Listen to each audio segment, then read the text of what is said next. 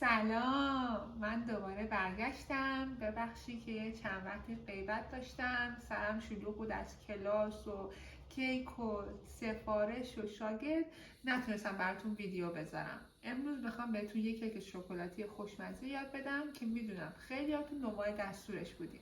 اسم این کیک هست کیک شکلاتی بیبی. اونایی که نمیدونن، قنادی بیبی یه قنادی خیلی معروفه توی تهرانه که کیک شکلاتیش خیلی معروفه. حالا امروز توی این آشپزخونه من میخوام به شما نشون بدم که این کیک رو چجوری درست میکنیم. پس با من توی این ویدیو همراه باشید. خب برای درست کردن کیک بیبی اول باید اسپانجش رو درست بکنیم.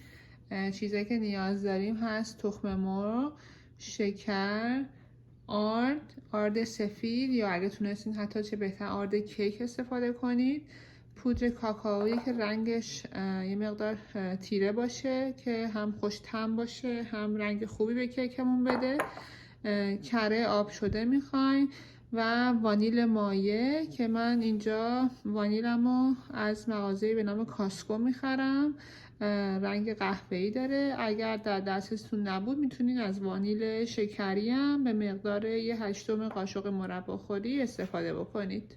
حالا کار اولی که باید بکنیم اینه که من تخم مرغامو داخل یک کاسه استیل یا میتونین کاسه شیشه‌ای بشکنیم و باید ما این تخم مرغا رو روی حرارت بخار آب یه مقدار گرمشون بکنیم، چون توی این کیکمون اسفانجمون داخلش بیکینگ پودر نیستش.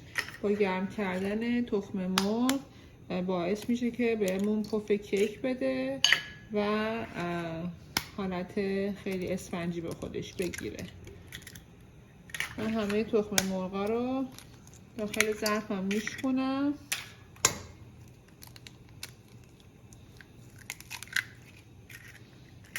بعد بهش شکرم هم اضافه میکنم.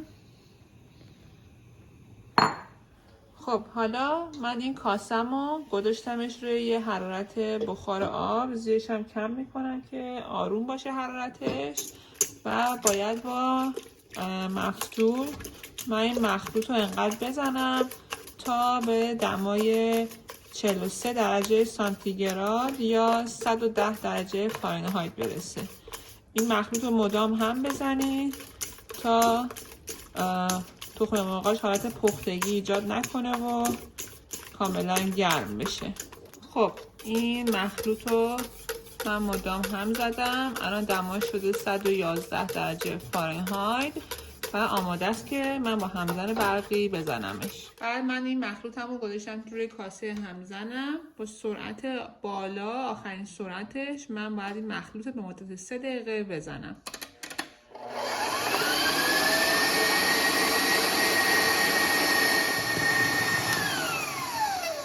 بعد از 3 دقیقه این مخلوط من کاملا فرم میگیره و یه حالت بهش میگن حالت ریبن استیج بهش میگن، اینجوری حالت فرم گرفته میشه. من اینو بهش وانیلش هم اضافه میکنم و یه 30 ثانیه دیگه هم میزنم.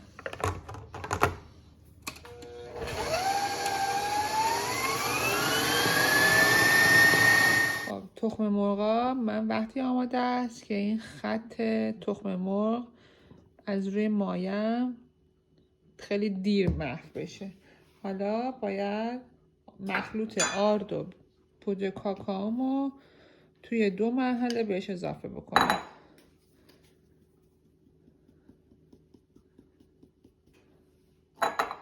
و کاملا به صورت دورانی من این مخلوط رو باید هم بزنم.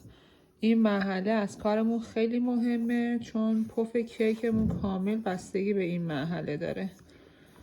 پس خیلی آروم و با احتیاط این مخلوط رو هم میزنم.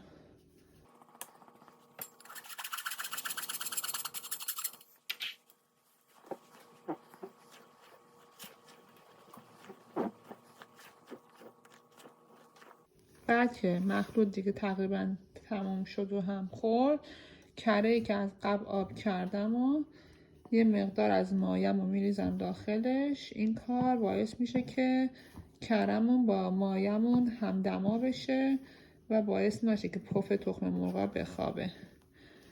آروم هم میزنم که به غلظت مایمون در بیاد.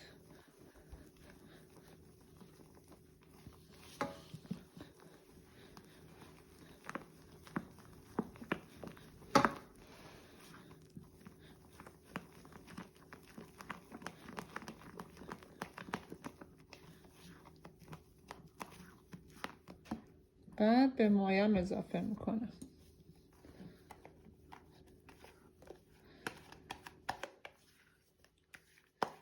سعی کنین که این کارا رو خیلی سریع انجام بدین و وقتی تلف نکنین که باز پف کیکتون نخوابه.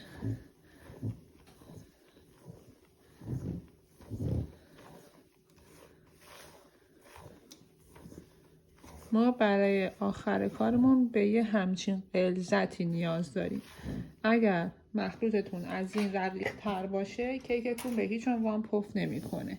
بعد من برای این کیک از 2 تا قالب 8 اینچی یا 25 سانتی متری دارم استفاده میکنم. کفش کاغذ روغنی انداختم، دیواراش هم چرب کردم و این مایم رو به 2 قسمت مساوی تقسیم میکنم. هلوش 400 تا 450 گرم مایه توش جا میشه.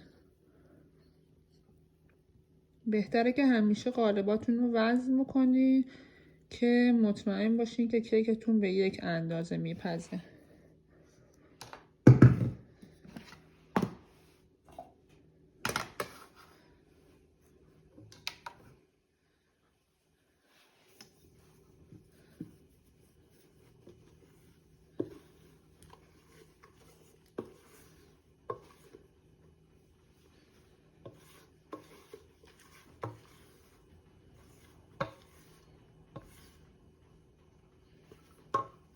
و من اینا رو میذارم داخل فر. خب من قالبامو داخل فری که 180 درجه سانتیگراد یا 350 درجه فارنهایت از قبل گرم کردم به مدت 25 دقیقه میپزم. خب در فر رو باز کنم ببینم که چی شکلی شده. به به کاملا پختم. روشونم که دست میزنم به دستم نمیچسبه و کاملا اسفنجی شدن. بعد این کیک ها رو باید بذارم به مدت نیم ساعت توی قالب خودشون خنک بشن. بعد میذارمشون توی یخچال یکی 2 ساعت بمونه که دیگه کاملا سرد بشه که وقتی که میخوام کیک رو ببرم دیگه خورده کیک به ما نده. حالا برای درست کردن خامه شکلاتی این کیک چیزایی که نیاز داریم خامه 30% تا 35%. ما اینجا توی آمریکا خامه قنادی نداریم. خامه ها رو این شکلی توی بطری های پلاستیکی شبیه شیرم هست غلظتش میفروشن که اینجا نوشته هیوی ویپینگ کریم. حتما هیوی ویپینگ کریم باشه، هیوی کریم نمیخوایم. این کلمه ویپینگ رو حتما باید روی خامتون داشته باشیم. اونایی هم که ایرانن میتونن از خامه‌های قنادی استفاده بکنن با این تفاوت که دیگه نیازی به پودر قند یا پودر شکر توی دستورشون نیستش و فقط پودر کاکائو اضافه میکنن. ولی برای اونایی که خارج از کشورن ما خامه میخوایم، پودر قند و پودر کاکائو. حالا کاری که باید بکنم اینه که کاسه همزنم و تیغه همزنم باید حتما تمیز باشه. خامم رو به ظرفم اضافه میکنم.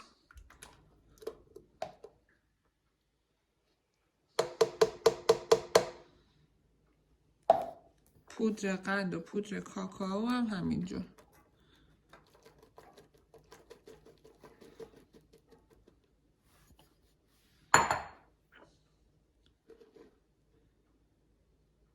بعد نکته‌ای که برای زدن خامه هستش اینه که باید خامتون رو اول با دور پایین به مدت 3 تا 4 دقیقه بزنید تا داخل خامتون حباب ایجاد نشه.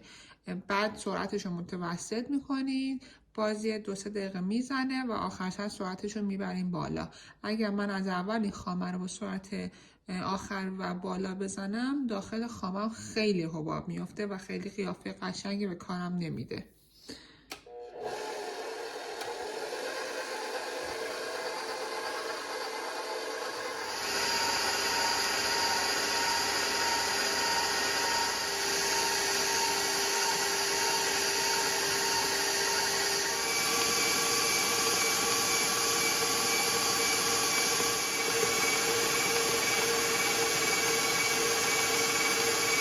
به این شکل خامه من آماده است. حالا باید برای کیک هم ازش استفاده کنم. خب حالا کیک های من چند ساعت داخل یخچال بودن دیگه، قشنگ سفت شده این کره که داخل کیک بوده. من با یک کاردک دورش رو میندازم.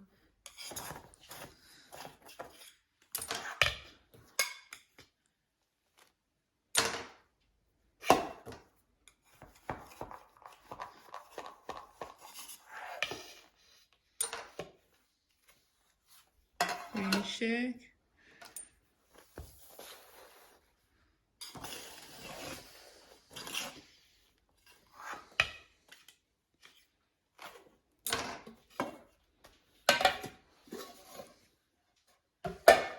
بعد با یه چاقو اره‌ای من این کیک ها رو از ارتفاع به 2 قسمت تقسیم میکنم.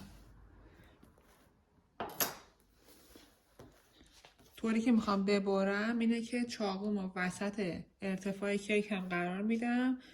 یه خط نازک اول دور تا دور کیک میندازم، خیلی به داخل فشار نمیدم. بعد چاقومو کم کم میبرم وسط تا کیکم به 2 قسمت مساوی تقسیم بشه به این شکل. بعد اون لایه که بریدم رو برمیگردونم میذارم کنار و دومی رو میبرم. بعد که همه لایه ها رو بریدم من یکی از طبقات رو میذارم کنار تا برای دور کیک، تزیین دور کیک استفاده کنیم. این کیک الان 4 لایه است. من فقط به 3 لایه نیاز دارم برای کیکم. همونجوری که گفتم این لایه یکی از کیک ها رو من قرار خوردش بکنم و برای تزیین کیک ازش استفاده بکنم. بعد طبقه زیری کیکم که بهش کاغذ روغنی چسبیده بود روی یک مقوایی که بهتره این کار رو انجام بدین که کیکتون تمیزتر در بیاد. من یه مقوای مخصوص کیک رو روی یه مقوای بزرگتر با چسب کاغذی با چسب نواری چسبوندم. این کار باعث میشه که وقتی که من میخوام دور کیک و خورده کیک بزنم این مقوای زیر باعث میشه که کار من خیلی تمیز در میاد. حالا آخرش بهتون نشون میدم. بعد من این کیکمو میذارم روی مقوا همونجوری که میبینی قشنگ سایزش رو. این کار میشه گفتش که اختیاریه، حتما مجبور نیستین انجام بدین، ولی خب برای تمیز بودن کار خیلی بهتره. چیز دیگه که برای تزیین کیکمون نیاز داریم شربت ساده است که از مخلوط 150 گرم شکر و 300 گرم یا 300 میلی لیتر آب با هم مخلوط میکنین، یا میتونین یه ذره گرمش بکنین که شکر داخل آب حل بشه و اینو میریزین توی ظرف، یا میتونین با برس هم حتی این کیک رو خیس بکنین. ولی خب برای بهتر خیس شدنش من از این بطریای سوزنی استفاده میکنم که خیلی راحت تره. کیکمون رو طوری مرطوب میکنیم که از بیرون کیک به سمت داخل من همه جاشو شربت میزنم طوری که همه جاش خیس بشه. بعد من همیشه کاری که میکنم هر چقدر بخوام خامه یا فیلینگ هر چیزی که هست داخل روی کیکم بریزم وزن میکنم که همه لایه‌های کیکم به یه ضخامت در بیان. برای این کیک من 150 گرم از خامه برمیدارم و میذارم روی کیک. میتونید دوباره این کار رو اختیاریه، میتونید انجام ندین، ولی خب برای پروفشنال بودن کیکتون اگه برای فروش میخواین انجام بدین بهتره که این کار انجام بشه.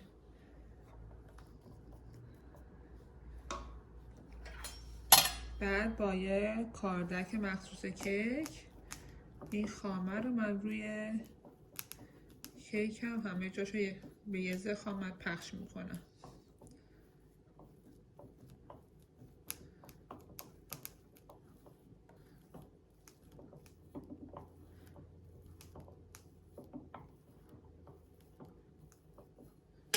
به این شکل. بعد لایه دوم رو روش میذارم، فشار میدم که به همه جای خامه بچسبه و دقیقا همون کارای قبلی رو من دوباره انجام میدم.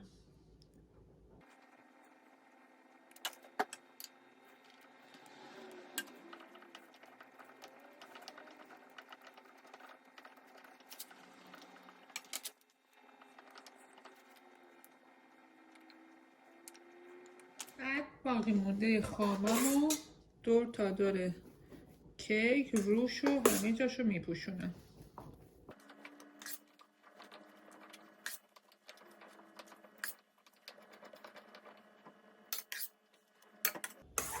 تمیز کار کردن توی این قسمت خیلی مهم نیست، به خاطر اینکه ما قراره با پودر کیکمون دور تا دور کیک رو تزیین کنیم.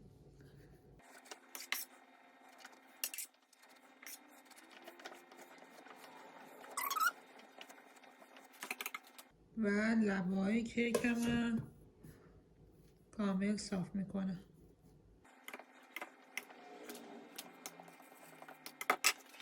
بعد من اینجا این طبقه چهارم کیک هم که بهتون گفتم با دست خورد کردم که تبدیل به پودر کیک شده. یه مقداری بهش پودر کاکائو اضافه میکنم. این قسمت هم اختیاریه، اگر بخواین کیکتون یه مقدار رنگش تیره تر دیده بشه. بعد من این کیکمو مقوای زیرش رو جدا میکنم. این مقوایی که زیرشه برای همین گفتم اینجا به درد میخوره که بتونین کیک رو راحت روی دستتون داشته باشین و بتونین کنترلش کنین. این پودر کیک ها رو من دور تا دور کیک کامل میریزم.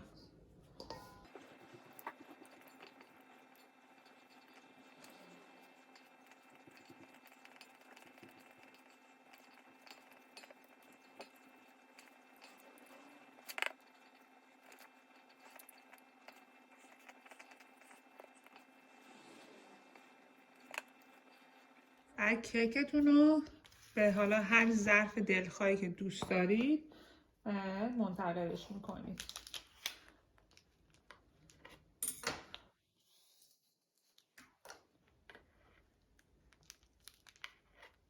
به این شکل. حالا برای تزیین روی کیک من اضافه خامم رو ریختم داخل یه قیف پلاستیکی با یه ماسوره شکوفه یا هر چیزی که دوست دارین روش رو میتونین تزیین کنین. تزیین اصلی این کیک به این شکله.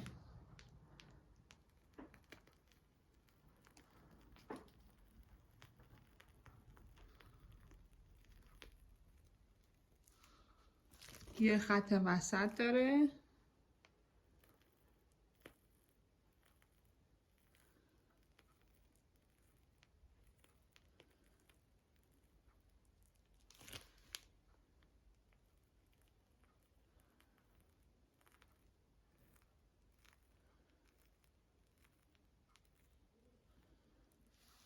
به این شکل. این تزیین اوریجینال یا اصلی این کیک بیبیه.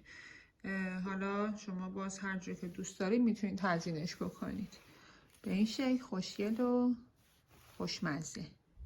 خب این هم از این کیک خوشمزه. میدونم که الان همتون بعد از این ویدیو میرین این کیک رو درست میکنید. منم خیلی دوست داشتم که این کیک رو بخورم، ولی همشون سفارش های مشتریه.